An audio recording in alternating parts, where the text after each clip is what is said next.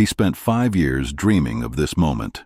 5 years of counting days, marking calendars, imagining her smile when he walked through their front door. Marcus Thompson thought freedom meant a second chance.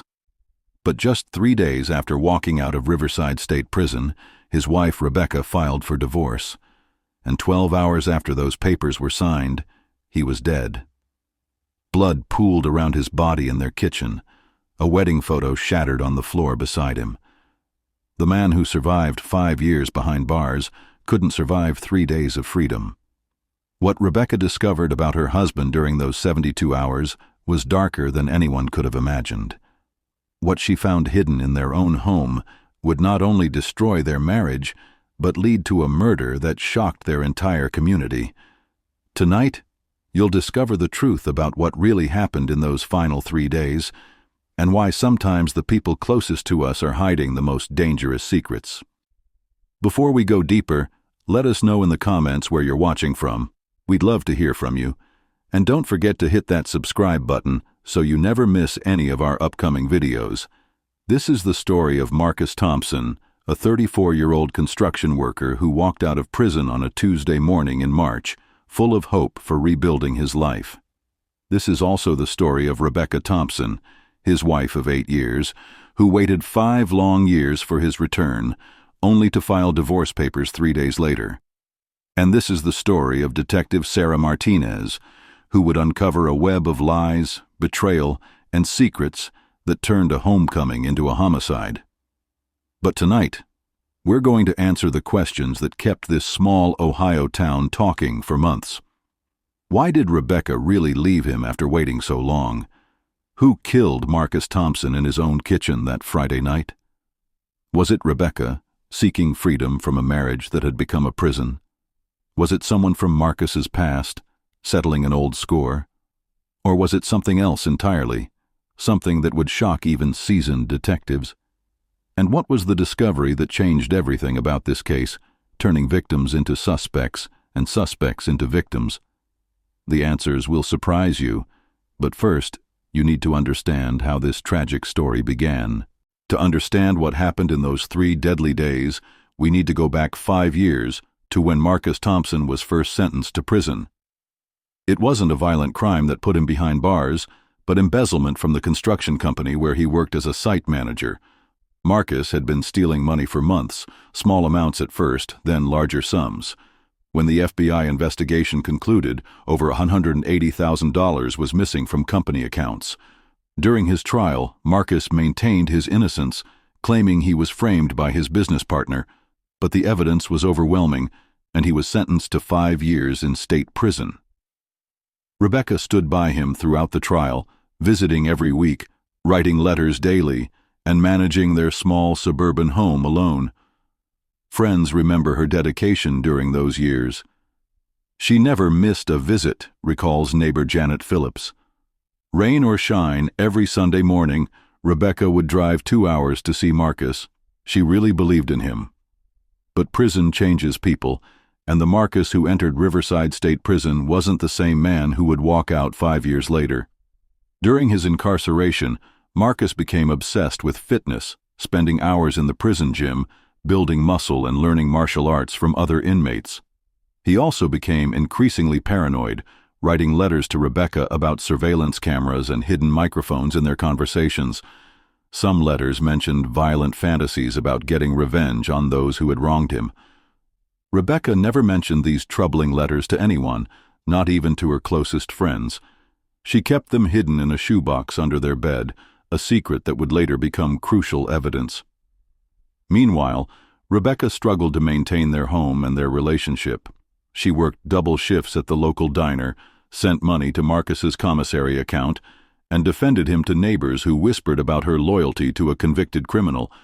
But as the years passed, something inside Rebecca began to change too. The woman who had once been outgoing and social became withdrawn and anxious, often looking over her shoulder as if someone was watching her. March 15th, 2023.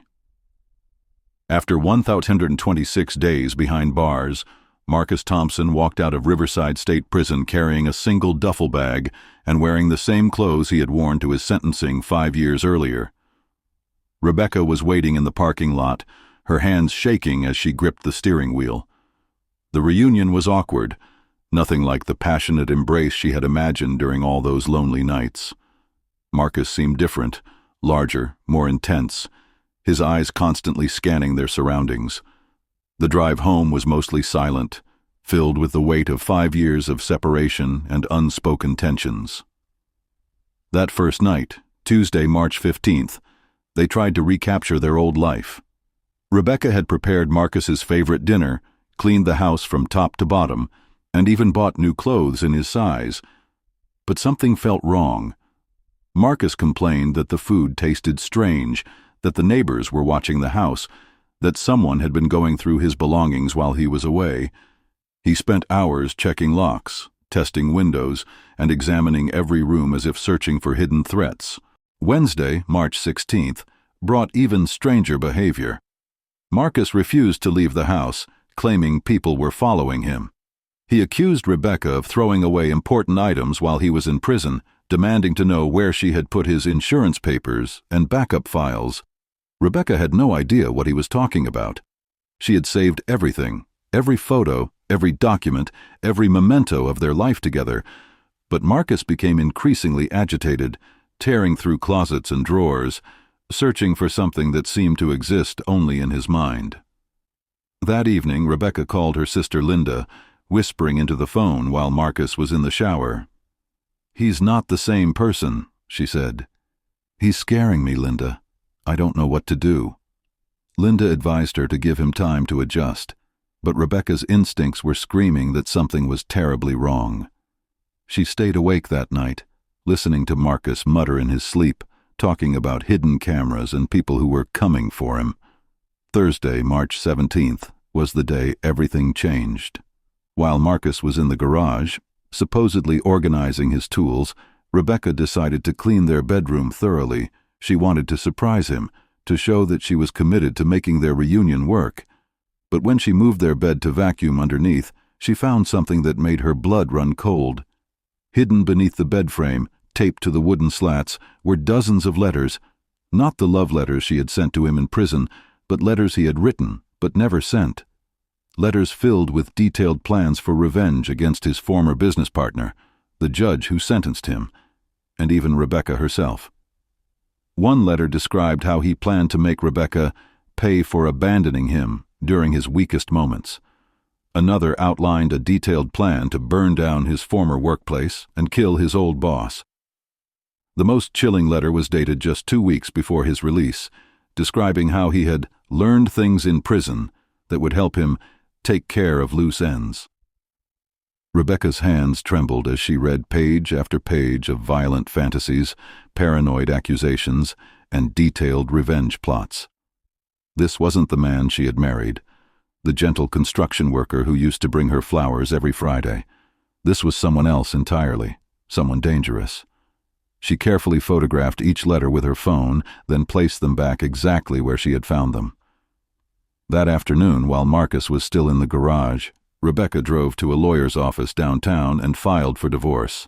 She didn't go home that night, instead staying at her sister Linda's house, too afraid to face Marcus with the knowledge of what she had discovered.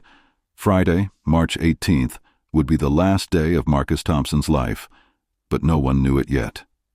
At this point, many of you are probably wondering how you would react in Rebecca's situation. If you discovered that your spouse, someone you had loved and supported for years, was planning to hurt you and others, what would you do? Would you confront them directly, or would you protect yourself first? Let us know in the comments what you think you would do in Rebecca's position. Friday evening, March 18th, 2023. Rebecca returned home around 6 p.m. to collect more of her belongings and to serve Marcus with the divorce papers. She brought her sister Linda with her for support and safety. They found Marcus in the kitchen, drinking whiskey straight from the bottle, his eyes red and unfocused. The divorce papers were spread across the kitchen table, along with several of the hidden letters Rebecca had discovered. He knew. Somehow, Marcus had realized she had found his secret correspondence. "You went through my things," he said quietly, not looking at her. His voice was calm, but there was something terrifying in that calmness. Rebecca and Linda quickly gathered some clothes and essential items, avoiding eye contact with Marcus. "I'll come back for the rest later," Rebecca told him. "We can work out the details through lawyers." Marcus didn't respond. He just sat at the kitchen table, drinking and staring at the divorce papers as if they were written in a foreign language. Rebecca and Linda left the house around 7:30 p.m., planning to stay at Linda's apartment across town. They stopped for dinner at a local restaurant, trying to process the surreal events of the past 3 days. Rebecca felt a mixture of relief and sadness, relief that she was finally free from a situation that had become dangerous, but sadness for the loss of the life she had hoped to rebuild with Marcus. Around 10 p.m. they returned to Linda's apartment and settled in for the night. Rebecca tried calling Marcus twice to check on him, but he didn't answer. At 11:47 p.m., Linda called the police for a welfare check, worried that Marcus might hurt himself. The officers who responded to the call would discover something far worse than suicide. Detective Sarah Martinez was called to the scene at 12:23 a.m. on Saturday, March 19th. She had been with the police department for 12 years, but the scene at the Thompson house was unlike anything she had encountered. Marcus Thompson was found dead in his kitchen, stabbed multiple times in the chest and neck. The murder weapon, a large kitchen knife, lay beside his body, covered in blood, but it was the other evidence that made this case immediately complex. The divorce papers were still on the kitchen table, but now they were splattered with blood. Empty whiskey bottles suggested Marcus had been drinking heavily. Most intriguingly, the hidden letters that Rebecca had photographed were scattered around the crime scene, as if someone had been reading them when the attack occurred. Detective Martinez's initial assessment suggested several possible scenarios. The most obvious suspect was Rebecca. She had clear motive, having just discovered her husband's violent plans, and she had been at the house that evening. But the timeline didn't quite fit. Restaurant receipts and security footage confirmed that Rebecca and Linda had been at dinner from 8 p.m. to 9:30 p.m., and multiple witnesses could verify their whereabouts until they returned to Linda's apartment. The medical examiner estimated Marcus's time of death between 9 p.m. and 11 p.m., which seemed to provide Rebecca with an alibi. However, Detective Martinez knew that time of death estimates could be inaccurate, and alibis could be fabricated. The second theory involved Marcus's prison connections. During his 5 years at Riverside State Prison, Marcus had made both friends and enemies. Several inmates had been released in the months before Marcus, and some had histories of violence. The paranoia Marcus exhibited after his release suggested he might have been genuinely afraid of someone from his past. Detective Martinez began the painstaking process of tracking down Marcus's former cellmates and associates, looking for anyone who might have had reason to want him dead. She also looked into Marcus's original embezzlement case, wondering if his claims of being framed might have been true, and if the real culprit might have had reason to silence him permanently. The third possibility was the most disturbing, that Marcus had been killed by someone else entirely, someone who knew about his violent plans and decided to take action before he could carry them out. The scattered letters suggested that the killer had been reading Marcus's correspondence, possibly looking for evidence or trying to understand his mental state. This theory opened up a much wider range of suspects, including anyone who might have learned about Marcus's plans through Rebecca, or anyone who had access to information about his prison writings and psychological evaluations. 3 weeks into the investigation, Detective Martinez received a phone call that changed everything. It came from Dr. Patricia Kellerman, a psychiatrist who had been treating Marcus during his final year in prison. "I've been following the news about Marcus Thompson's murder," Dr. Kellerman said. "There's something you need to know about his mental state, something that wasn't included in his official prison records." What Dr. Kellerman revealed was shocking. Marcus had been suffering from severe paranoid delusions during his final months in prison, believing that Rebecca was having an affair and planning to leave him. But more significantly, he had been making detailed plans not just for revenge, but for what he called preventive action against anyone who might betray him. In their private sessions, Marcus had described elaborate fantasies about killing Rebecca if she ever tried to divorce him. He had studied the layout of their house, planned exactly how he would overpower her, and even researched methods for disposing of her body. Dr. Kellerman had been working with prison officials to extend Marcus's sentence based on his mental state, but the legal process had been slow, and Marcus was released on his original schedule. "I tried to warn people," Dr. Kellerman told Detective Martinez. "I sent reports to the parole board, to the local police, even to victim services. But somehow, none of those warnings reached Rebecca or the people who were supposed to protect her." This revelation completely changed the nature of the case. Rebecca hadn't just discovered evidence of Marcus's violent thoughts. She had unknowingly been living with someone who was actively planning to murder her. The hidden letters were just the tip of the iceberg. Marcus had been preparing for months to kill his wife if she showed any sign of wanting to leave the marriage. The divorce papers hadn't been a surprise to him. They had been the trigger he was waiting for. Detective Martinez realized that Rebecca hadn't just been a potential suspect in Marcus's murder. She had been the intended victim of a premeditated killing that someone else had prevented. But who had killed Marcus, and why? The answer would come from an unexpected source. While reviewing security footage from the neighborhood, Detective Martinez noticed something odd. A car had been parked across the street from the Thompson house for several hours on Friday evening, but it wasn't visible in earlier footage from that week. The license plate was partially obscured, but enhanced imaging revealed enough digits to run a search. The car was registered to James Morrison, a private investigator who had been working in the area. When Detective Martinez contacted Morrison, he initially claimed he had been conducting surveillance for a different case. But when pressed for details, his story began to fall apart. Morrison finally admitted that he had been hired to watch Marcus Thompson, but he refused to reveal who had paid him. "My client wanted to know what Marcus was planning," Morrison said. "They were worried about someone's safety." Detective Martinez obtained a warrant for Morrison's records and discovered something that shocked even her experienced team.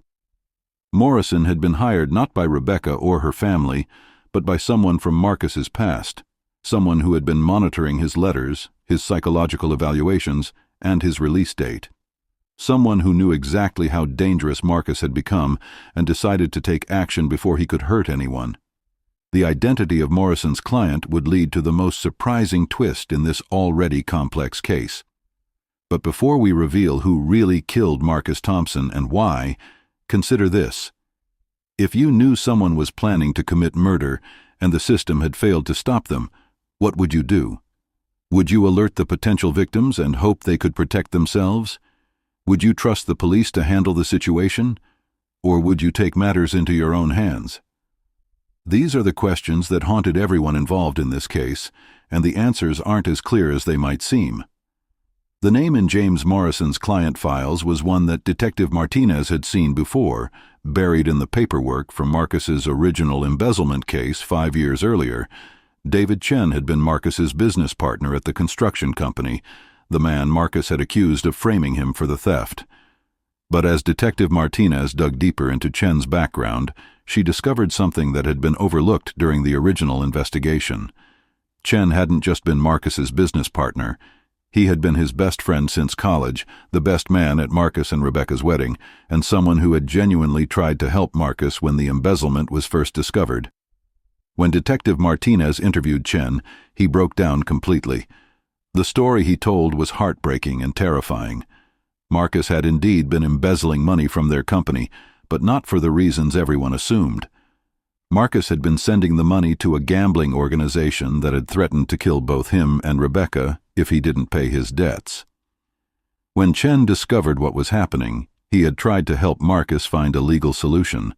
But Marcus had become increasingly paranoid and violent, accusing Chen of stealing the money and threatening to kill him if he went to the police.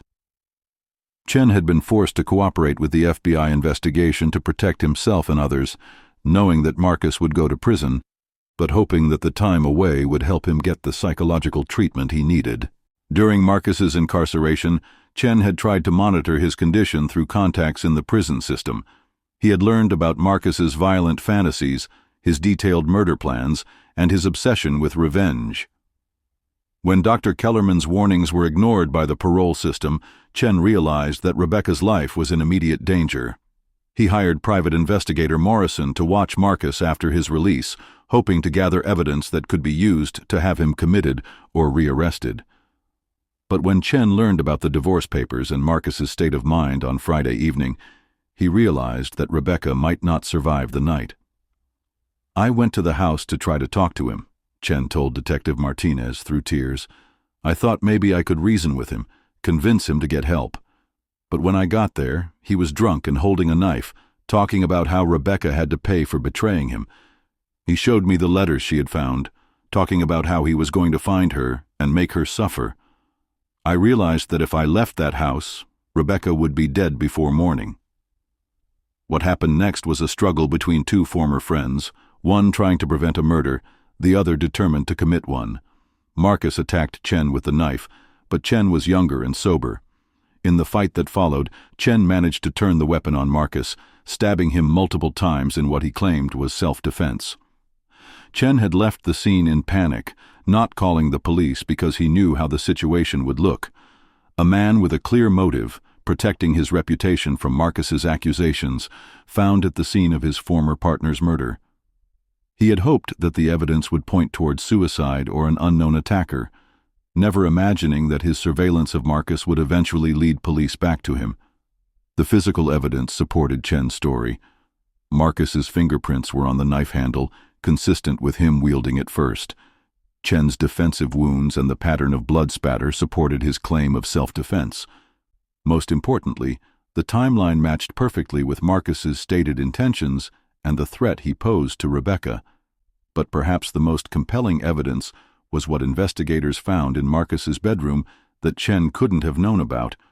Hidden under the mattress was a detailed plan for finding and killing Rebecca, complete with maps of her sister's neighborhood, her work schedule, and a timeline for the attack Marcus planned to carry out that very weekend.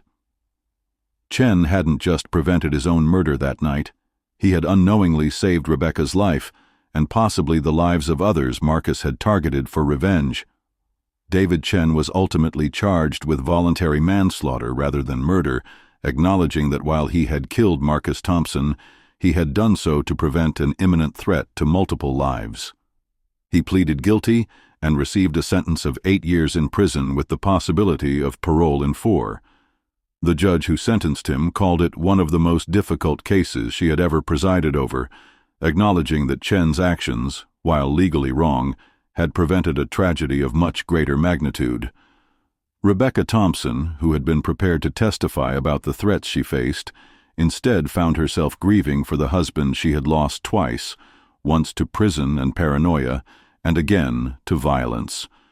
She moved away from the small Ohio town where these events occurred, starting a new life far from the memories of those 3 terrible days in March. Dr. Patricia Kellerman used this case to advocate for better mental health monitoring of prisoners with violent ideations, arguing that Marcus's release without proper safeguards represented a systemic failure that could have cost multiple lives. The parole board implemented new procedures for reviewing cases involving documented threats, though critics argue that these changes came too late for the Thompson family.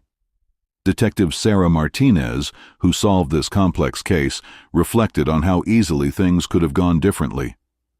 If Chen hadn't been monitoring Marcus, if he hadn't acted when he did, we would have been investigating multiple homicides instead of trying to understand why a man felt compelled to kill to prevent killing. This case raises profound questions about justice, responsibility, and the thin line between victim and perpetrator. Was David Chen a killer who deserved punishment, or a hero who saved lives at great personal cost? Should the system have prevented Marcus's release, or was his deteriorating mental state impossible to predict? And what about Rebecca, who survived through a combination of intuition, quick thinking, and someone else's willingness to take desperate action? These questions don't have easy answers, but they remind us that real life is often more complex than the simple narratives we prefer. Most importantly, this story illustrates how quickly dangerous situations can escalate and how crucial it is to trust our instincts when someone's behavior changes dramatically.